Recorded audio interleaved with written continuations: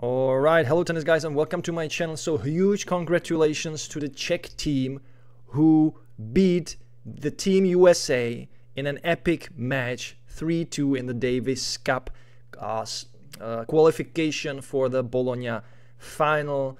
To be honest, I didn't watch too much because the time is really not convenient for the Czech Republic. Almost every match was pretty much late, but I have watched the very interesting doubles match, and today when I woke up I realized we have won against Team USA, and those matches were really hard fought. The conditions in the USA were not easy. There was a rain delay. There was no chance for the Czech team to really actually practice on a court, right? And it was tough. This battle will stay in the minds of those players for a long time, and some of them even said that this will stay in their minds forever, like one of their biggest victories in their whole career. So let's go to the things that what happened, and yeah, just fantastic. I think it's an upset, because the Americans were a little bit favorite. But if you look at the Czech players, we actually have Jiří Lehečka on the spot 16 number in the world right now. Then we have Jakub Menšík, number 17 in the world right now, and Tomáš Macháč, number 22 in the world right now. So if you look at those spots, our team is actually better than the American team, right? So more, let's say, more complete. We have a team that is not more complete only in the singles, but also I believe if you take into account the doubles experience, we also have some really good doubles players, which they proved, although they are both Macháč and Menšík are mostly known as singles players, but they proved that they can play pretty decent doubles against one of the top players, doubles players from the history and also from the current times. So let's dive into it. So Jakub Menšík said after winning against Tiafoe, the decisive point, he won 6-1, 6-4. He said, this can only happen in Davis Cup. And it's true, guys. So I was in my life on several Davis Cup matches when they were in the Czech Republic. I have witnessed Czech Republic playing against Switzerland with with the very good players, including, I believe there was Federer when I was there, so it was a blast. So I saw many of these matches, and sadly I don't have a cap, so today I brought to the broadcast my Laver Cup cap. By the way, Laver Cup will begin shortly. So he said this can only happen in the Davis Cup, when he was assessing the crazy Saturday experience in Delray Beach. In the match against Americans, he was first part of an unsuccessful doubles match, after which the Czechs were losing 1-2. But in the end, he secured the winning point for the final tournament in the decisive singles match. It's a great feeling that I will probably remember for the rest of my life, he told. His joy was further enhanced by everything that Saturday had in store for him. From 2:15 p.m. Florida time to around 7:20 p.m., he and Tomáš Macháč fought in the doubles. They didn't play for the entire 5 hours, as the match was interrupted for more than 2 hours due to the inclement weather, but they still had to remain on standby. The match itself lasted about 2 3/4 hours, and the Czechs ultimately lost 6-7, 7-5, 4-6 to the American duo Austin Krajicek and Rajiv Ram. I watched the first 2 sets, or not entire, first two sets, and it was super close and super interesting. I would say 2 singles players playing against one of the best doubles players, and it can work if you hit hard, if you focus on the serve, and if you don't make too many mistakes on the net. What I saw is that Jakub Menšík was not really the greatest player on the court. He has some, slower reaction to the volleys. He is not that used to the fast-paced doubles match, but ultimately he performed well. And Macháč, Tomáš Macháč was excellent. I love Tomáš Macháč. He is always pumped up, and sometimes he can play shots like no one. He can run, he can slide, he can jump, and he also performed some crazy athleticism in the match, where he kind of injured himself, but he continued after the treatment. He continued to play, and he was really one of the best players on the given day on the court. Menšík then had about 3 hours off before returning to action. At 10:50 p.m. he started the decisive singles match against Francis Tiafoe. All this in sweltering heat and humidity. No wonder that after an exhausting day, he said, "Towards the end, I was running on fumes and adrenaline." Can you imagine that? That I believe he slept between the 2 days. I believe he slept just 6 hours, because everything was like so close. The matches were so close that he slept essentially between matches 6 hours. That's not a lot for a pro level athlete, right? And also the weather, the humidity, changing weather, rain, then the delay, and so on and so on. There's a lot of stress, and you just need to remain focused all the time.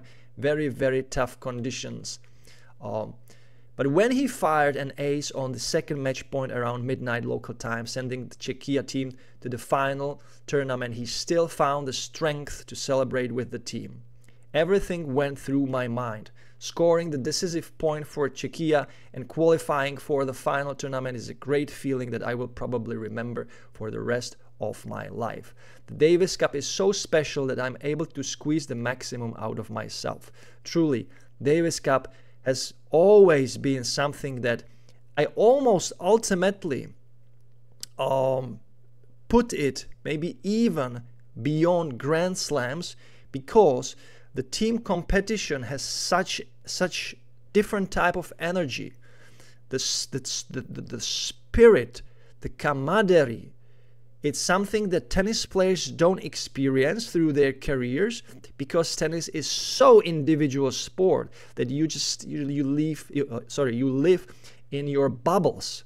And when the bubble opens for your friends and teammates, and you are able to create something that goes beyond your singles, let's say, performance, your individual performance, the energy is insane. It's something you will never experience on a tour as an individual.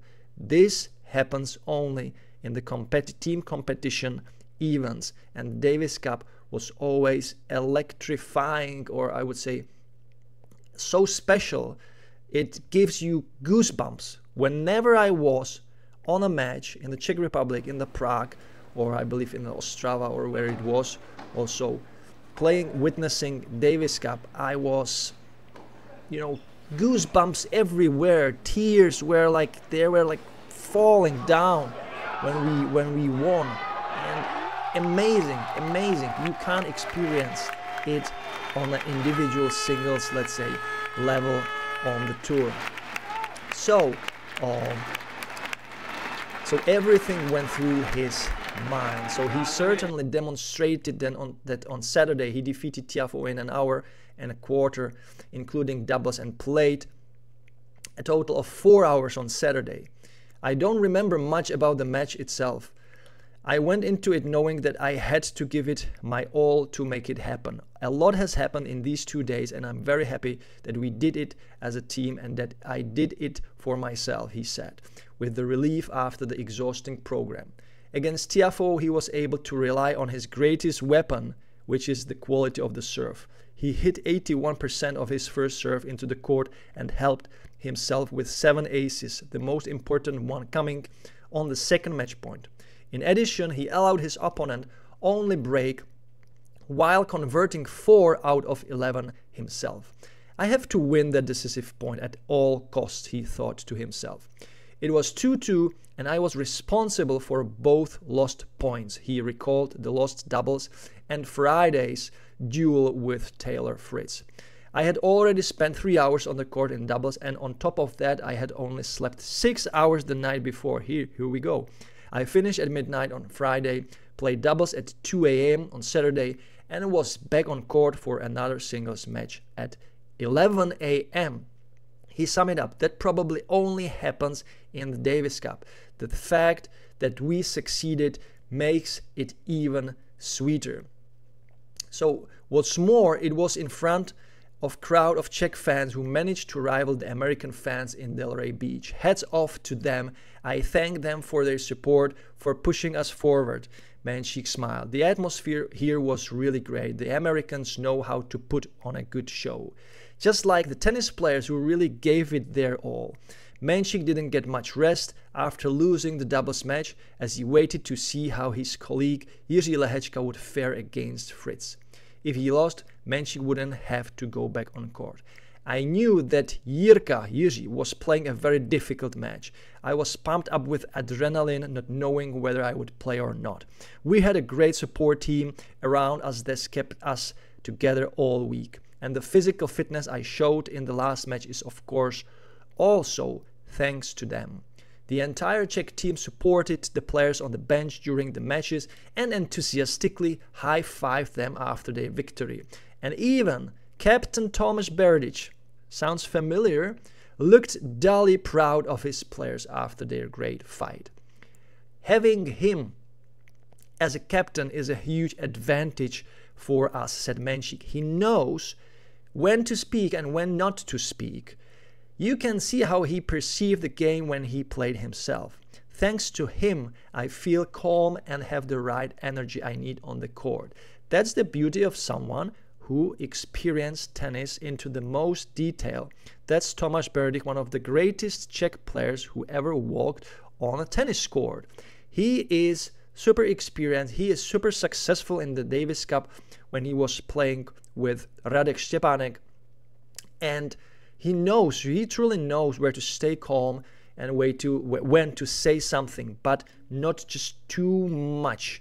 He wants to be helpful. He wants to support their players by staying calm and being there for them whenever they need something. But he is not someone who will bombastically jump out of the bench and do some crazy dances, right?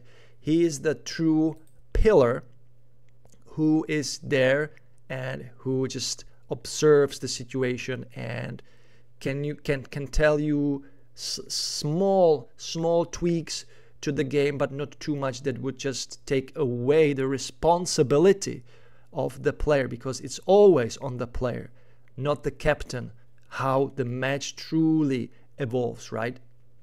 So both also agreed on the final words. The Czechs did not experience the best conditions in Florida, of course, and did not feel very comfortable with Americans. I don't know what he means or what they mean by that, but I believe it's like the facility or the place where the qualifying match was held was not really the best one, right? They didn't have any, let's say, indoor court to practice when there was the rain, and they knew there will be rain. It's the rainiest month in the season, and they did not have court for the players to practice. It's I don't know, was it tactic from the Americans? I don't know, but it seems to me really odd for that reason. So the last sentence, but the fact that we won, is the best answer to all of that. So what I didn't mention is actually the most crucial point that was played by Jiří Lehečka against Taylor Fritz. A 3-setter epic battle. So the first set, 6-4 for Lehečka, 49 minutes. Second set, 6-3 for Fritz, 44 minutes. And the third set, believe it or not, 6-4 for Lehečka, 56 minutes. The total, 2 hours, 29 minutes. And Lehečka said after the match that he was so exhausted from the match that he couldn't even kind of celebrate the victory after he made the match point. So he was so tired, so exhausted that also his shorts were so heavy through the sweat that they were falling down from his body during the points. Very, very difficult, very, very demanding match. If you look at the stats, aces, both players 13 aces, double faults, Fritz 4 double faults, Lehečka 5 double faults. The success of the first serve, Taylor just 55%, Lehečka 65%. Here we go. This can make a huge difference. These percentages, 10% extra for Lehečka winning or making the first serve in is huge. This can really decide the match. There were some break points where Taylor Fritz was actually more successful in defeating those break points. And yeah, last 10 points, 7 points goes to Lehečka, 3 points goes to Fritz. Wonderful, great match. There is no doubt who was here the favorite. Fritz, ATP number 5, Lehečka, ATP number 16. Fritz is now one of the best players in the world, and he's been proving that for many, many months in a row. He's for me, he seems to be like the Tomáš Berdych of the time where he played, because Tomáš Berdych was one of those players who was in the top 10 for years and years and years. He was so constant, or he was so, you know, kind of always prepared, always ready, always played his standard, high standard matches. And this is now Taylor Fritz, super hard to beat. He knows how to play hard. He knows how to play with feel. He knows how to attack, when to go back, and very creative, moving well, not perfect in the movement, let's be honest here, but he's moving well for his like body constitution. And on the other hand, Lehečka is a big server, big forehand. He has a huge game. He can also do whatever he wants on the court, but I would say he is more of a kind of a big hitter, I would say. So when he doesn't have his day, he can make some bad mistakes, but when he has his day, he can beat almost anyone on the tour. So that's also the beauty of Lehečka. And I call Lehečka always like the Berdych 2.0 version, let's say. He's the new, you know, muscle guy in terms of his legs. He is probably the most muscular legs on the tour. It's crazy. It's crazy when you look at those, you know, bumps that are the muscles are almost falling out of his quads from the trunks, you know, from the shorts. It's crazy, and he's very, very good at hitting super hard forehands and really great serve. So here we go. We beat Americans, the team Czech, and I believe we are now strong as we were in the past, and that's where we should be. Huge congrats to the whole team. Huge congrats to Tomáš Berdych, who maintained his quality also on the bench as someone who can keep the team calm. And if you look at the final photograph of the team, where the players are holding the qualification sign for the Bologna, it's there. The energy, it's there. It is exactly how it should look. Every player on the photograph, including the captain, is thrilled, is filled with joy and excitement and energy, and they are proud because it was super, super hard. So guys, let me know, did you watch this match? Are you from the Czech Republic? If you are, write me some nice comments about this. And as always, thank you so much for watching, and enjoy tennis, play tennis, watch tennis every time, every day, and don't forget to enjoy the manooovrlbity. Bye guys. You can't be serious, man. You cannot be serious! That ball was on the line!